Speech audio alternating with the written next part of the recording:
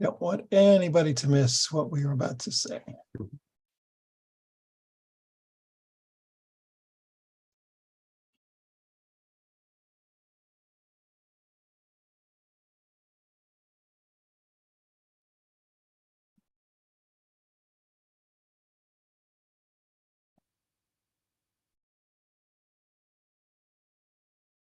Hi, Savina.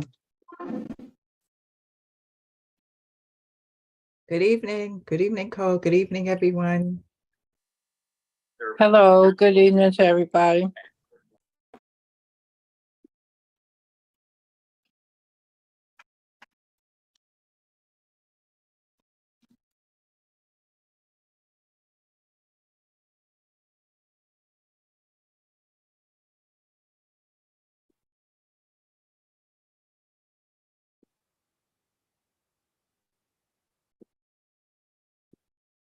Well, Chris, you want to hit it? Sure. Thank you all for being here tonight. Welcome to this conversation to mark the 55th anniversary of the assassination of the Reverend Dr. Martin Luther King Jr. and the 56th anniversary of his speech against the war in Vietnam delivered at the Riverside Church in New York City. We have a really impressive group of panelists who will be sharing their reflections on the ongoing relevance and significance of Dr. King's work, in particular, the Beyond Vietnam speech for our movements and our work today for a more just and peaceful world. And I'll introduce each of the three of them in just a moment. And then we'll hear at the very end of the program about local activities that are taking place in Boston that are related to the themes that we're talking about tonight.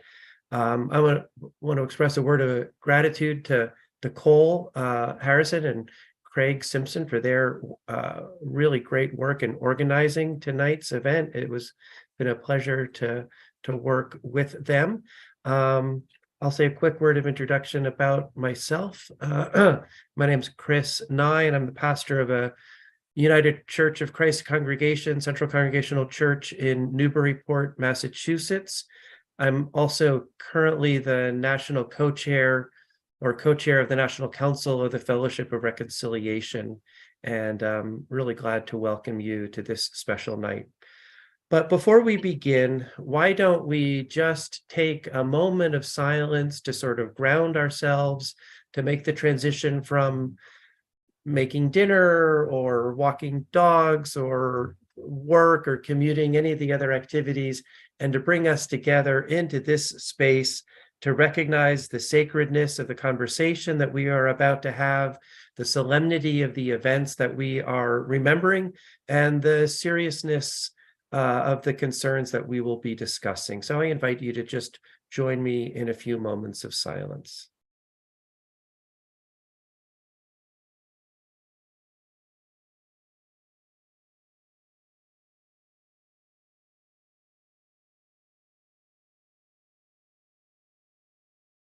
Thank you. And thank you again for being here tonight. It's really a blessing and a privilege to be with each and every one of you. We are very fortunate tonight to have three wonderful speakers, including the Reverend Dr. Liz Theo Harris, who is the national co-chair of the Poor People's Campaign, a national call for moral revival.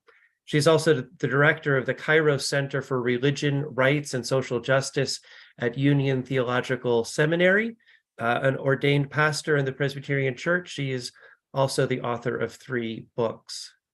We also have Mandy Carter, who is a 52-year, I was going to say veteran, but maybe it's not right to use a military term, a history of activism in work for social, racial justice, LGBTQ justice as well.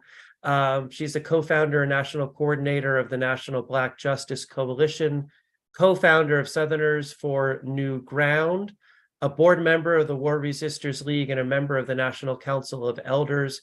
This year, she is also a Resistance Studies Fellow at UMass Amherst. And I had the great privilege of spending some time with Mandy for the War Resisters League 75th anniversary back in 1998 was when I was on the staff of WRL. We're also very blessed to have with us the Right Reverend Mark Handley Andrus, the 8th Bishop of the Episcopal Diocese of San Francisco in the Anglican community. He previously served as a suffragan bishop in the Episcopal Diocese of Alabama, and he is the author of a really beautiful book titled Brothers and Beloved Community, The Friendship of Thich Nhat Hanh and Martin Luther King Jr. So they will be speaking in the order in which I've just introduced them. And then at the end, we will hear from Kevin Peterson, and I'll introduce him before it's his opportunity to speak. So I'll be quiet now and turn it over to you, Liz, Mandy, and Mark. You each have about 10 minutes to share your reflections, and then we'll have some time for conversation to follow. Well, thanks so much. It's really wonderful to be in this crew and with these esteemed panelists. As I often say when I gather with activists of all kind, but especially with peace and justice activists, I feel right at home. This is the community, the space that I was raised in, and feel really excited to be still connected to. You know, today, as we just kind of made notice, is the anniversary of both the assassination of the Reverend Dr. Martin Luther King Jr., as well as 1 year exactly before the anniversary of his Beyond Vietnam sermon, where he publicly comes out making connections that he has throughout his organizing life, but around more racism and economic exploitation. And when he does so, and I think we'll hear, and we often need to lift up, when he does so, the next day, hundreds of organizations and news agencies come out against him. This is probably the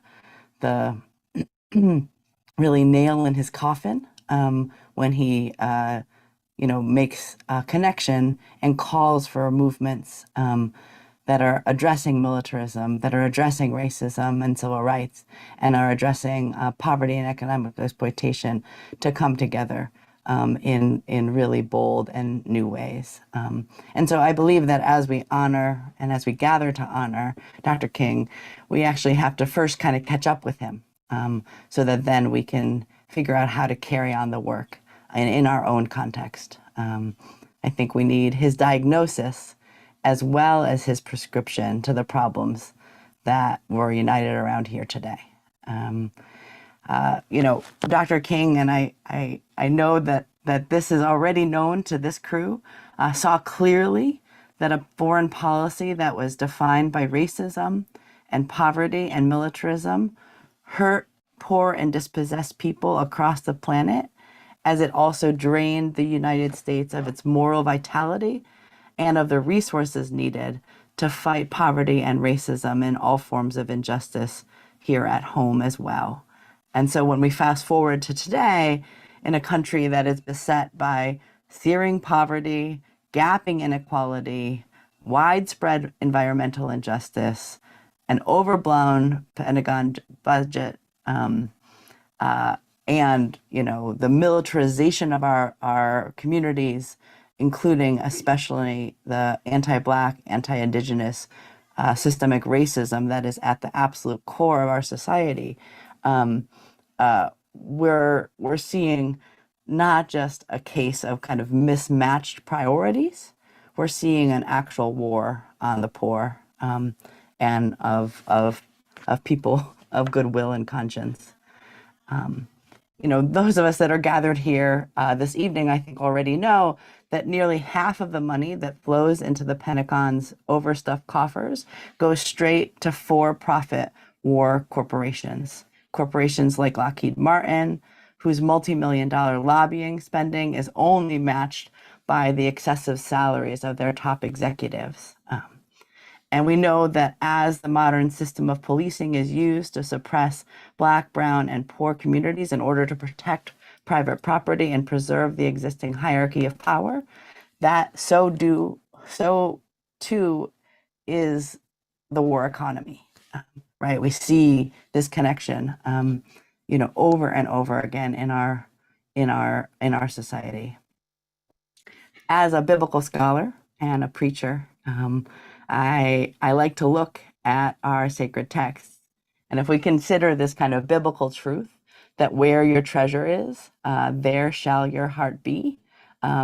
And we see that 53 to 54% of every federal discretionary dollar goes to the Pentagon, and that less than 15%, less than 15 cents on the dollar goes to healthcare and childcare and programs of social uplift combined. We can see what our society and what the United States treasures. And there have been trillions of dollars squandered in this country in these never-ending wars on terror, and at the same time, 140 million people who are poor are one small emergency away from absolute economic ruin. But what I want to do with the rest of the time I have, and on this anniversary of Beyond Vietnam, and on this anniversary of the falling of this amazing fighter, I want us to be a little challenging. I think poverty and war and the war economy are not only connected when we're defining the triune problems of racism and materialism and militarism, but it's also where the weak point of these evils and therein how we can strategically win. Now, Dr. King in this Beyond Vietnam speech doesn't just talk about the Vietnam War and the Poor People's Campaign in some kind of parallel way in that last year of his life. Uniting and organizing the poor into a new and unsettling force to disrupt the complacency of U.S. life because the U.S. is the greatest purveyor of violence in the world was King's solution to war, violence, and oppression, right? So today, often we hear his positions around militarism, around racism, around economic exploitation separated. Peace activists quote his anti-war positions, and often we'll actually read this Beyond Vietnam speech as we do, right? Civil rights groups will hold up his positions on voting rights and racial discrimination. Economic justice and labor folks will talk about how Dr. King was concerned about poverty and wages. And even when we all start quoting these positions all at once, we still often will just go back right to our organizations, our silos, and our solutions, our campaigns, right? But I really believe to understand the indivisibility of King's critique of all forms of injustice and inequality, and to truly live into his challenge in his Beyond Vietnam sermon, we have to see that his opposition to the Vietnam War goes hand in hand with his calls for a Poor People's Campaign. They're not two different positions.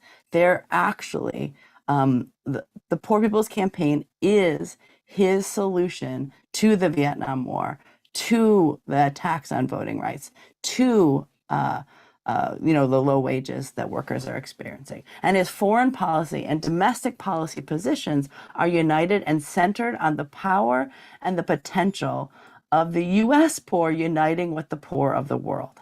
And so I think, in a moment when the world is on the brink of nuclear war, and at the same time as deepening poverty and rising costs of living, when we look at that U.S. budget right now with the hundreds of billions of dollars for the Pentagon and war, but we see education and healthcare and other cuts for the poor kind of on the chopping block, exploring this kind of unity of King's peace and justice positions, and especially his prescription to unmatched military spending through the unity and organization of poor and low-income people, is essential.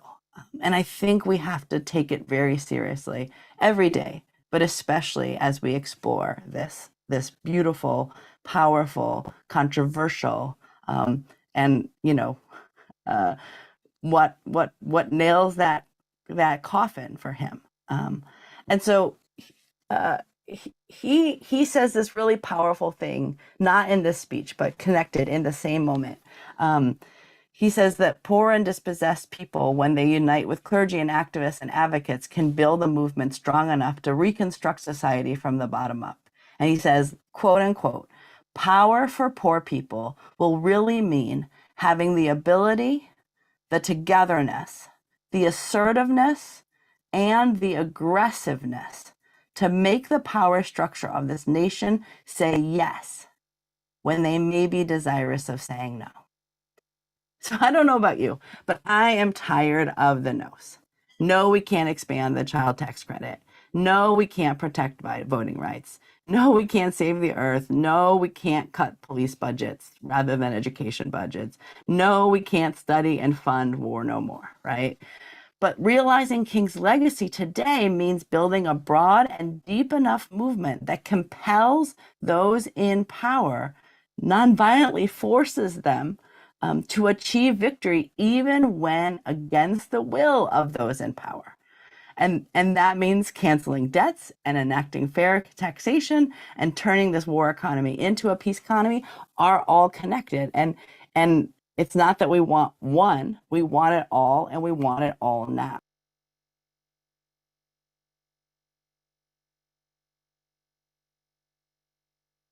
You went on mute, Reverend Liz. Sorry. So my call to action on this anniversary of his assassination and his kind of profound Beyond Vietnam sermon is to build a movement from the bottom up that's going to reconstruct this nation. And to build that compelling power to make those in powers have to agree with our demands for peace and truth and love and freedom.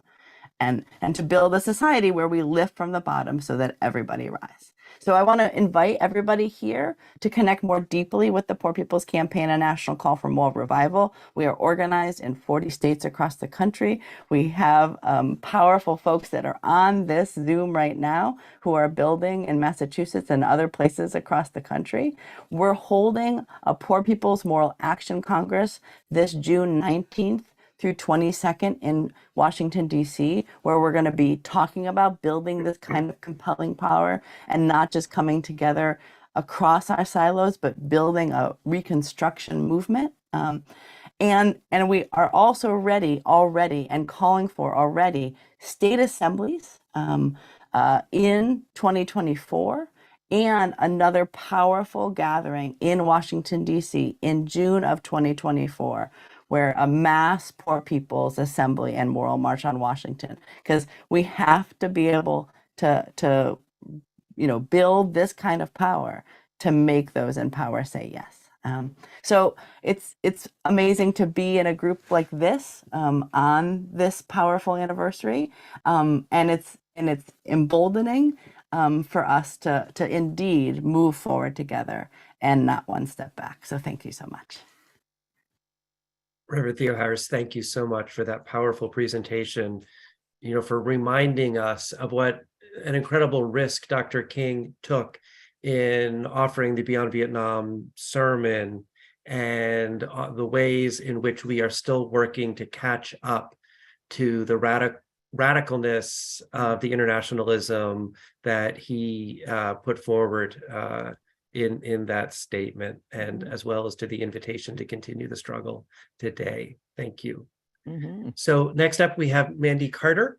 So really looking forward to your presentation as well. So turn it over to you, Mandy. Well, first of all, I want to say greetings from here in Durham, North Carolina, land of the Lumbee and the Cherokee. Reverend Theo Harris, the last time we saw each other was last year at the Poor People's Campaign, and behind me, I've got the T-shirt that I wore. And also I'm bringing some greetings on behalf of a number of organizations that a lot of us might be related to. The War Resisters League is 100 years old this year. Southerners on New Ground is its 30th anniversary year. The National Black Justice Coalition is its 20th anniversary year. And I'll put some of these links, but also thinking about Vietnam, I want to just talk about those of us who were part of the baby boomer generation. I remember I graduated high school in 1966. So anyone who's on the Zoom call or looking at the live stream, I remember Dr. King had that speech on April 4th, 1967. I graduated high school in 1966. And living in Schenectady, New York, that's the home of GE. And so when the war was going on and you have the draft happening, one of the things that an organization that came to my high school who had a profound impact on me was the American Friends Service Committee. They had a high school work camp, but they put out this incredible document called the electronic battlefield. So businesses like GE, which normally would do, bulbs and whatever, they were also involved in some of the horrific weapons that happened during the Vietnam War. Honeywell, which used to be all your thermostats, they're the ones who created those cluster bombs. So I'm thinking about the reality of those of us of my age. Now I'm 74, but back in 1968. But I remember in 1967, that's also when he gave that speech on April 4th, it would be October and December of 67. Over in Oakland, California, people were sitting in, creating nonviolent civil disobedience, getting arrested and going to jail at the Santa Rita prison farm in opposition to the war in Vietnam. Almost like jail, no bail, based on the principles and values of the civil rights movement. But then 1 year to the day, April 4th, 1968, it was one of those, I knew exactly where I was. I was sitting in my home in San Francisco. And when the news came across the wire that Dr. King had been assassinated in Memphis because he was helping Black garbage workers get a living wage campaign, one of the most important conversations that happened was, because he had talked about doing the Poor People's Campaign on the Mall in Washington, D.C., would that continue on? And when the decision was made to go ahead and have the Poor People's Campaign on the Mall, Resurrection City, we took 2 buses from San Francisco. And on that ride, getting to Washington, D.C., our bus got stopped, 2 of them in Louisville. We had to spend the night where they do the Kentucky Derby because there had been threats on that bus at the Kentucky Downs. But when we got to the Resurrection City, I'll never forget every day there was a speech about what was the issue: economic justice, environmental justice, getting arrested, and so on and so forth. And here we are 56 years later for his speech and 55 years later. What I would like to sort of propose, Andrew, I'm glad I followed you as well. What are the things that are relevant today, right now, even as we speak? And I'm thinking like our baby boomers, we're now outnumbered between those who are 18 to 40-year-olds. They now outnumber us. I don't know how to do Snapchat, chit chat, and all that other stuff. But if I had to tell you maybe the 5 or 6 things, no matter what age we are and what language we speak, I'm trying to figure out how do we make it more multi-generational, forward thinking. So the things I have on my mind are clean air, clean water. No one should be hungry. No one should be homeless. Everyone should have access to education and healthcare. But I'm also thinking about the international aspect as well. I don't want to lose sight of that. So for the War Resisters League, now turning 100, and War Resisters International, when we're talking about the international aspects of the work that Dr. King was doing and others, they're now trying to figure out what's the international conversation in the context of where we live. The other thing that I would like to really add, that we would put WRL chapters where there were military installations. I'm here in North Carolina. We have Fort Bragg, Camp Lejeune, Cherry Point, Seymour Johnson. And when we're doing our organizing, and thank you to Ethan Flad, who's up there in Asheville, North Carolina with FOR, talking about how do we not only talk about the military institutions and installations, but what are the options? Biggest concern now, we don't have a draft, we have economic conscription. Friends of mine are going in because they can get a job. Friends are going in because they can get a house or an education. But is that the way that we offer the possibility of how you might be able to really question war and peace and what we can do for organizing it? I will wrap up with just these comments because I'll have other people who are speaking as well. I really been thinking about if we had to figure out what we're going on based on what you just said, Reverend, the notion of the changing of hearts and minds, it matters. Marches, spoken word, rallies, people doing vigils.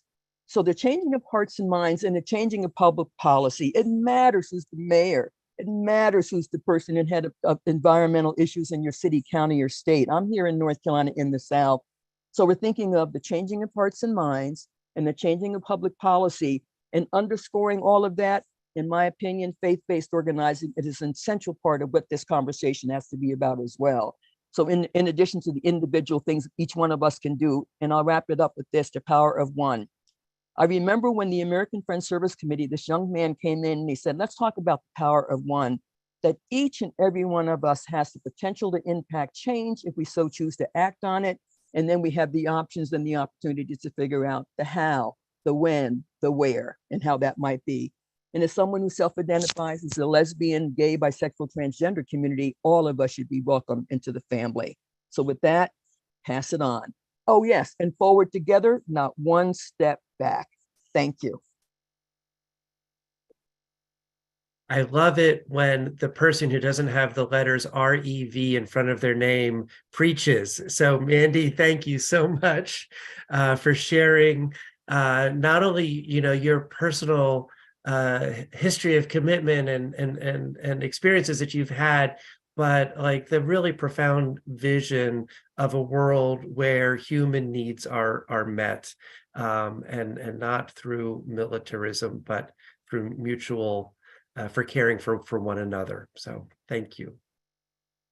Next up, we have Bishop Andres, and look forward to hearing your reflections as well on this very significant evening. Thank you, Christopher. I want to say thank you, Christopher, for hosting and also for Massachusetts Peace Action. I'm grateful for creating this space for us to be. And revered Mandy, I'm giving you the title. I'm recognizing the title. And Reverend Dr. Liz, it's an honor to share this space with you and to listen to both of you. Thank you. I want to start by quoting two people whom I started working with and got to know back 18 years ago in 2005 in Alabama, down in Lowndes County. I hope some of you saw the fantastic documentary Lowndes that MSNBC put on. It's a beautiful documentary about the beginning of the Black Panther Party in Lowndes County. And I was a bishop in Alabama, and we were doing racial reconciliation work in Lowndes County. And we had a camp for a week with 70 young people, 40 Black young people from that area. 20 of them had never been as far away from home as Montgomery. A group of white young people from Alabama and Rhode Island, and a group of Palestinian teenagers from Bethlehem. And we were all there learning to wage peace. We were learning aspects of nonviolent creative resistance. And we were doing work with local residents, home building during the day. In the morning, we would do this peace building learning in the afternoons. And then we heard from veterans of the civil rights movement in the evenings. And our special guests who were with us all week were the Reverend Dr. Vincent Harding, who was the first major draft author of Beyond Vietnam, A Time to Break Silence, and the great Ruby Sales, who was the 17-year-old Tuskegee Institute student who left school at that time to join SNCC in registering voters in Lowndes County, was arrested in August of 1965 and jailed with Jonathan Daniels. And the Reverend Jonathan Daniels gave his life protecting her from a shotgun blast after they were freed from the jail. And one of the things that I learned that week, Ruby said to me when I spoke about one of Dr. King's speeches, she said, "Mark, he didn't give speeches, he gave sermons." And I start with that because what I have to bring to this is that Thich Nhat Hanh and Martin Luther King acted from the heart first, from a cultivated heart. This is what Thich Nhat Hanh said in 2014, just a few months before the stroke that robbed him of speech and of walking and of writing. He was remembering the day that Martin was assassinated, this anniversary. He said, "The day Martin Luther King Jr. was assassinated, I was devastated. I could not eat. I could not sleep. And I made a deep vow to continue what Martin called the beloved community. And I believe I have kept that vow to this day. And I have always felt, I believe, his support. So when I was trying to understand this friendship between Thich Nhat Hanh and Martin Luther King, that statement of ties presented some questions for me. And one of them was, how did he keep his vow? What did he mean? I have always kept my vow to maintain the beloved, what Martin called the beloved community. So Thich Nhat Hanh was an activist. First, he was a peace activist, trying to end the war in Vietnam. And then he was an environmental activist. He met with the U Thant, who was the Secretary General of the United Nations, and urged him to have a global United Nations sponsored environmental gathering. It became the first of the climate summits. That was at Thai's urging. He famously helped save many of the Vietnamese boat people. He was a activist for gender equity within Southeast Asian Buddhism. He was ordaining women to monastic orders in the 1950s. And when he returned to Vietnam in 2018, he continued to do that. So many ways that he was an outward activist. But if you ask the hundreds of millions of people who have been inspired by Thich Nhat Hanh, what is he known for? They would say what Time magazine said of him when he returned to Vietnam in October of 2018. The headline was, "The monk who taught the world mindfulness is going home."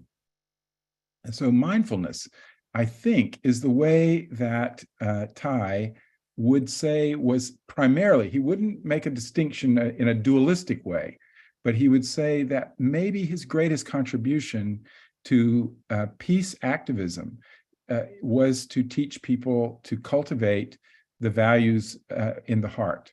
And I think this accords with the tremendous work that King and the SNCC workers and others did, freedom riders, Rosa Parks, in preparing themselves for nonviolent action.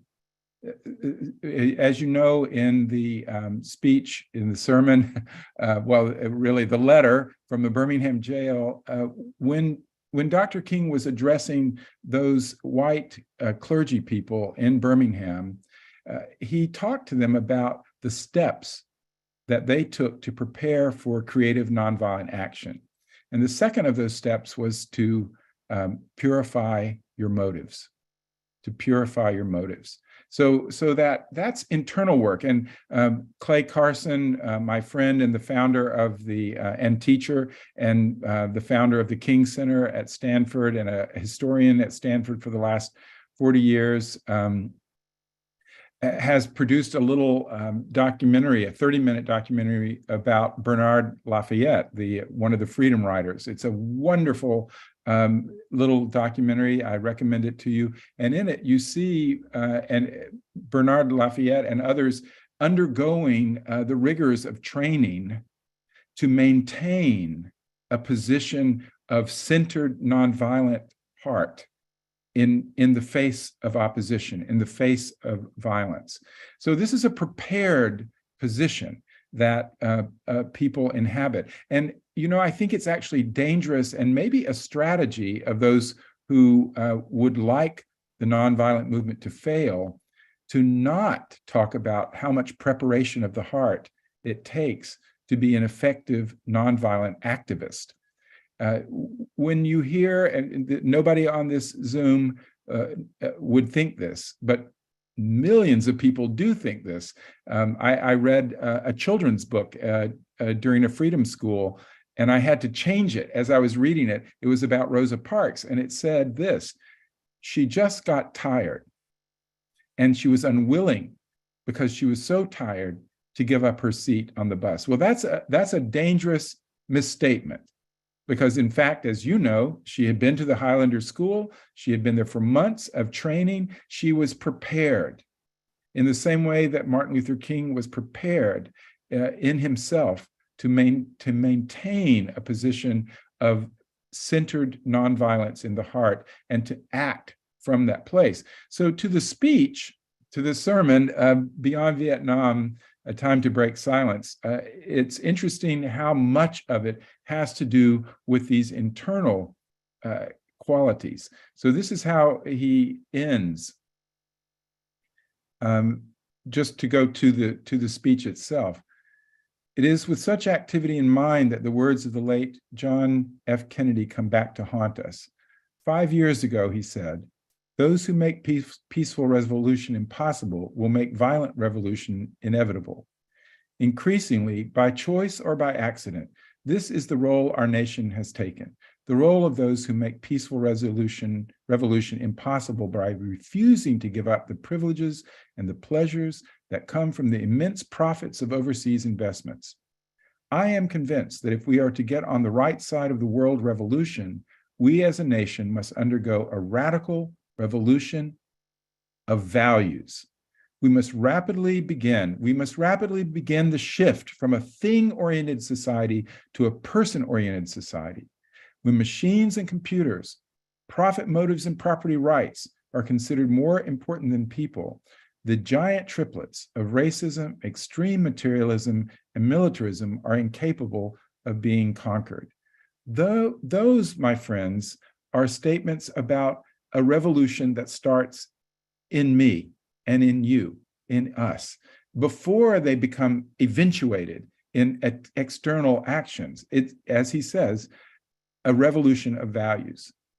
Now, I think we all think that he's quoting Thich Nhat Hanh in the sermon Beyond Vietnam, and he quotes a great Buddhist leader as saying this: "Each day the war goes on, the hatred increases in the heart of the Vietnamese and in the hearts of those of humanitarian instinct. The Americans are forcing even their friends into becoming their enemies. It is curious that the Americans, who calculate so carefully on the possibilities of military victory, do not realize that in the process they are incurring, note this, deep psychological and political defeat. The image of America will never again be the image of revolution, freedom, and democracy, but the image of violence and militarism."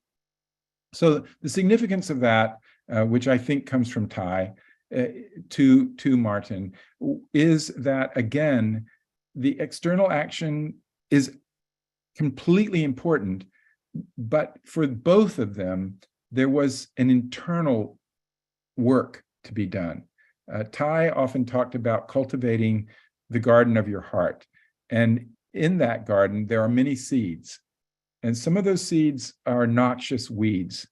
But as Jesus taught, in a very similar way, it's the wrong action to pull those weeds up, because you'll damage the wheat at the same time. Rather, nurture the wheat, nurture the wheat, nurture the good seeds in you, the good seeds in me.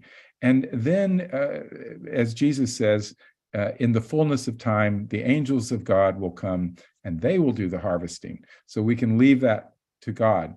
I think this is an important message, my friends, for this reason. It gives everyone a place to start. It gives everyone a place to start. I can start in my own heart. I won't stop there. Organizing, advocating, protesting, boycotting, all of that is necessary. But for Dr. King and the Venerable Ty, I think it begins with the cultivation of a nonviolent heart. Thank you.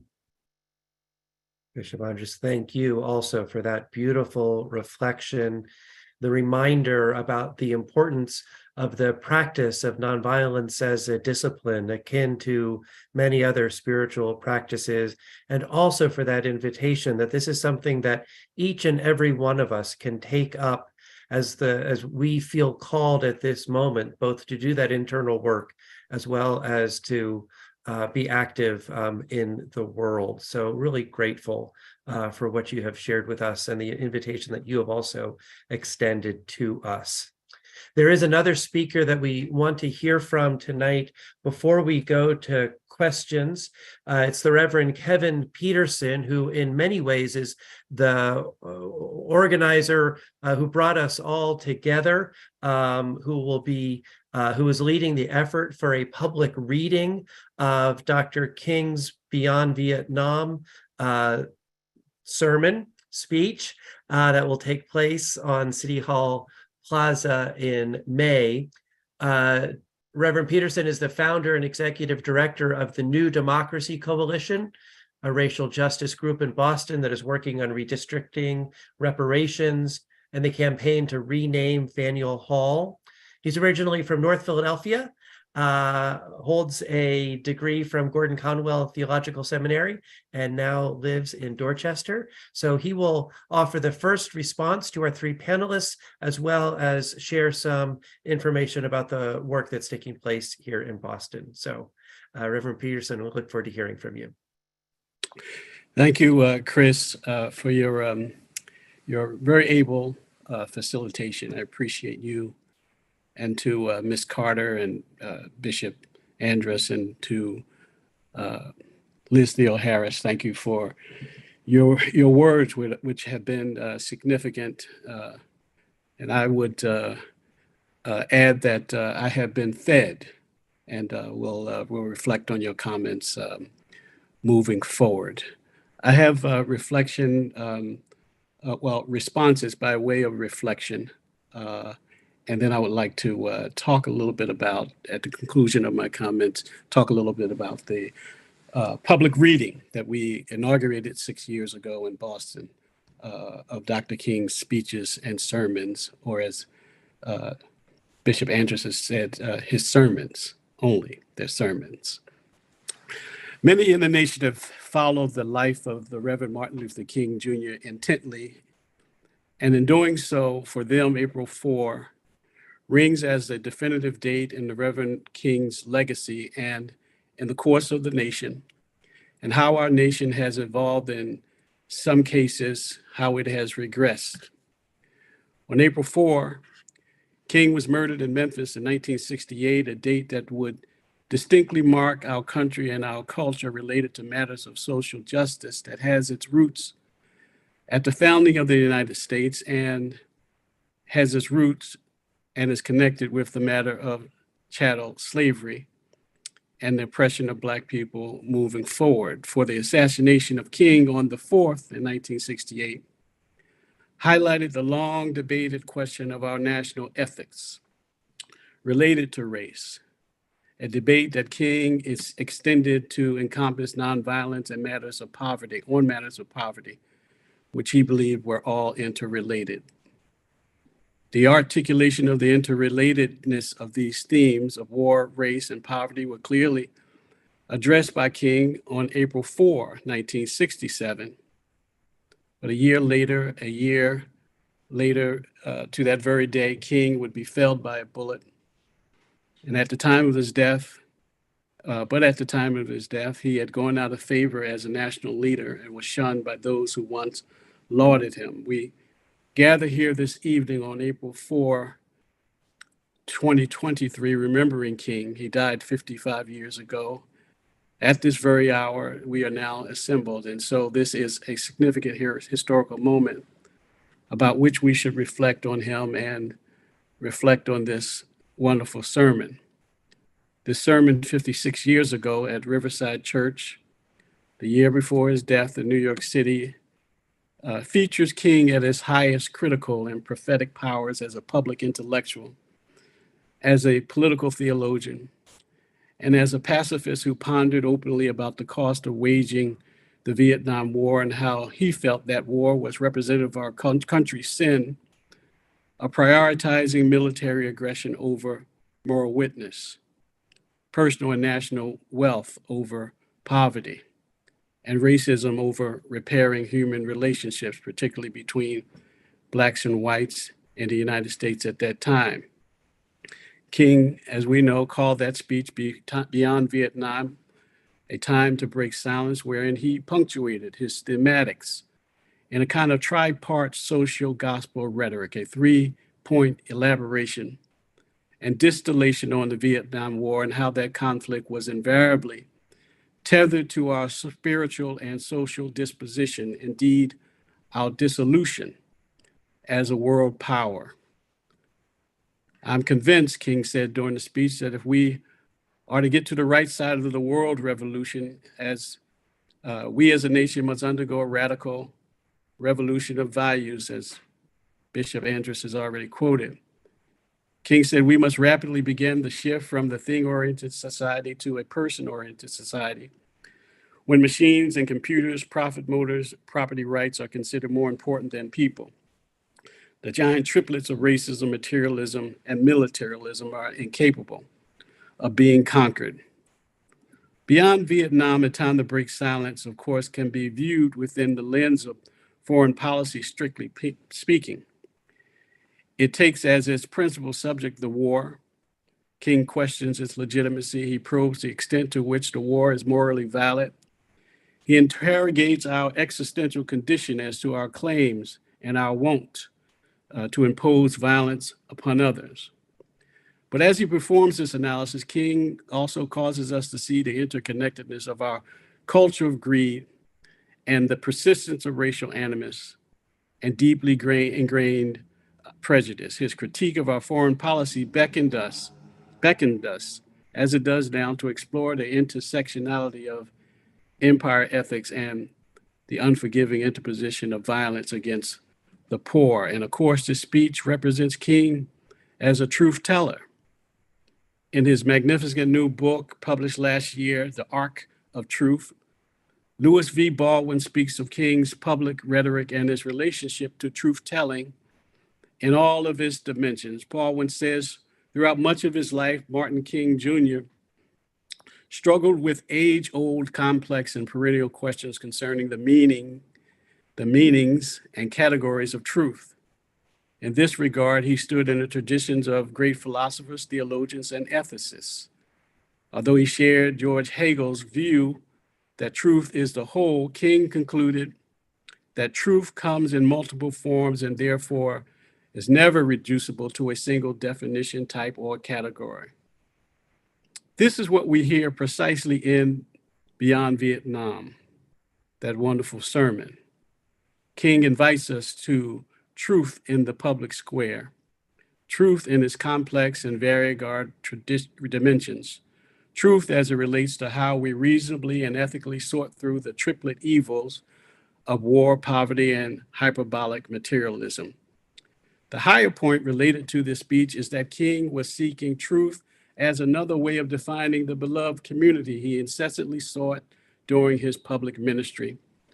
Whether in Montgomery, Alabama, or Marks, Mississippi, Selma or South Central, LA, or Birmingham, or Boston. As an American prophet in the public square, King ventured beyond simplistic analysis and narrow conceptualizations of truth, seeking instead to investigate on our behalf and with us the internecine realities of our global reality, the fact that we do not live in silos, not as individuated peoples or nations, but we live in a world house, a shared place on the planet.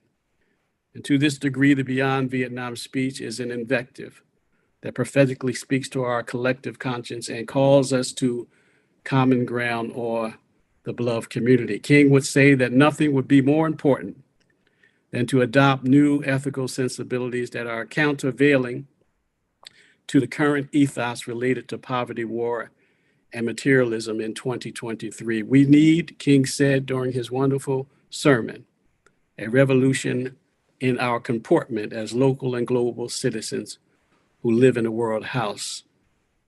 A genuine revolution of values, King says, means in the final analysis that our loyalties must become ecumenical rather than sectional. Every nation must now develop an overriding loyalty to mankind as a whole in order to preserve the best in their individual societies. King's call for revolution is as important now in 2023 as it was on April 4, 1967. The issues of poverty, militarism, and materialism have advanced in even more pernicious and insidious ways since King preached at Riverside on this issue decades ago. War or conflict between nations or ethnicities are currently being waged across the planet as we speak, according to the Global Conflict Tracker. More than 70 wars or conflicts are now underway in places as varied as the Ukraine and Libya, Turkey and Chad, Ethiopia and Somalia, the Central African Republic and Pakistan. The world is on fire. The world is on fire, and much of the tragedy we now witness is grounded in the reach for material acquisition, ethnic or religious supremacy, or maddening materialism. This speech speaks to us. This sermon speaks to us more now than ever before and urges us to count up the costs. The wages of war, greed, and racism is death. This speech, this sermon by King at Riverside in 1967 urges us to change our ways and our behaviors today. Thank you very much for listening to me. I appreciate it. And with that, I want to simply add that we've had the wonderful opportunity in Boston over the last 6 years to engage the city in coming together to read the sermons of Dr. King's message. And over the years, we've had the opportunity to read his letter from the Birmingham jail and the Selma to Montgomery March speech.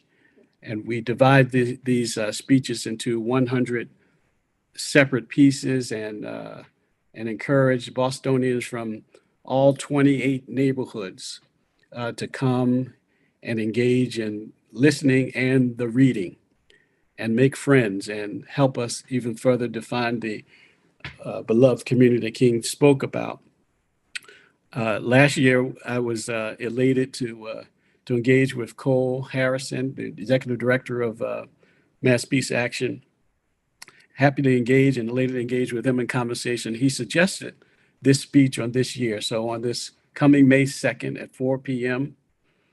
On the Boston City Hall Plaza, we'll be reading this wonderful, wonderful sermon by Dr. King. I invite anyone who's in Boston to register and participate as either honored guest or as a reader. I left a link in the chat. So I'll repost it so that it's fresh.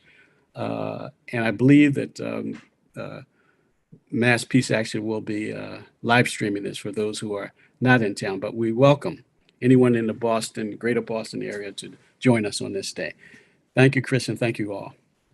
Thank you, Reverend Peterson, for your really insightful and powerful reflections on the ongoing significance of King's Beyond Vietnam speech, as well as the careful read of the care and the insight that he shared in those words, as well as for your ongoing work to celebrate his life and legacy in the greater Boston community. And I hope that folks do take advantage of the information that's in the chat about the upcoming public reading on May 2nd. We do have a little bit time left here for some questions, and I see two people who have their hands up.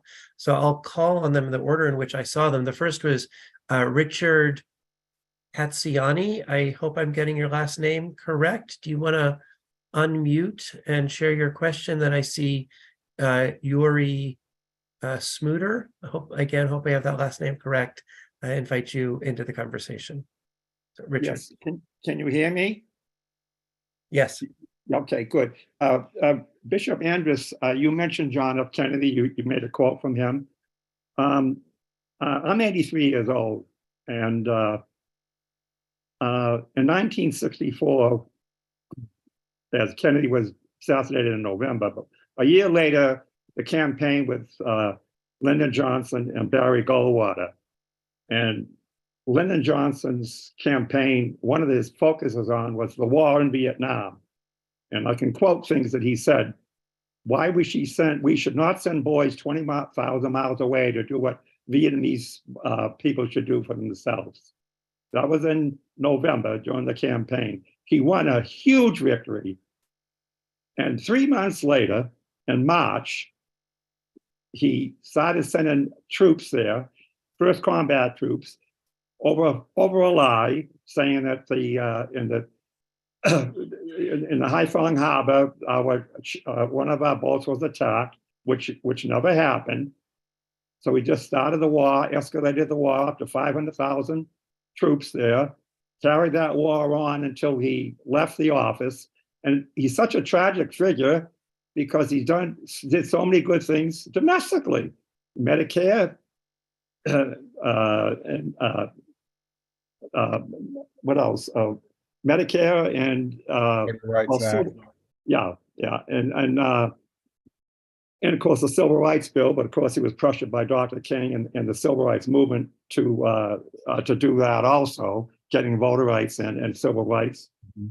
And it's just a tragic thing because everything was focused on the Vietnam War. I mean, all the energy and money, it just took everything out of the war on poverty. And as Ms. Carter there, you were at that the mall there for war on poverty. It just seemed when that happened, him, of course, Dr. King losing his life that way, it just took everything out of the war on poverty. It really never got executed, to stop a lot of poverty. Richard, this is Mark. Thank you. In this sermon, Dr. King, the Reverend Dr. King does actually point to just exactly what you're saying, which is the diversion of our national energy, not just the president's energy, but our national energy and our material energy from the work on poverty into the war. And how that set the country back, we haven't recovered from that really. We've actually accelerated that kind of militarism, and the as Liz and Mandy both said. So you're quite right, and it is tragic, and it's a tragedy that's ongoing. Thank you. Thank you. Let me ask Yuri, I saw your hand up also, and encourage you if you have a question to ask a question of one or more of our panelists. Sure. Well, first of all, hello everyone, and thank you all for the work you do. And sorry that I'm in bed, but it's very late in my evening. I'm based in Belgium. But thank you everyone for putting on this event and for talking about this very important legacy of Martin Luther King Jr. And I just wanted to ask anyone, this is related to MLK Jr.'s legacy, what's it going to take for the various people power movements, from the anti-imperialist movement to the workers' rights movement to the racial, social, and eco justice movement, to show more urgent solidarity to the plight of Native Americans and Indigenous Hawaiians and Alaskans, who are still criminally overlooked and for the most part largely ignored by the left? Martin Luther King Jr.'s expression for solidarity to Indigenous Americans, as well as his anti-imperialism, is still largely ignored, even by those who claim to represent his legacy, like Bernie Sanders.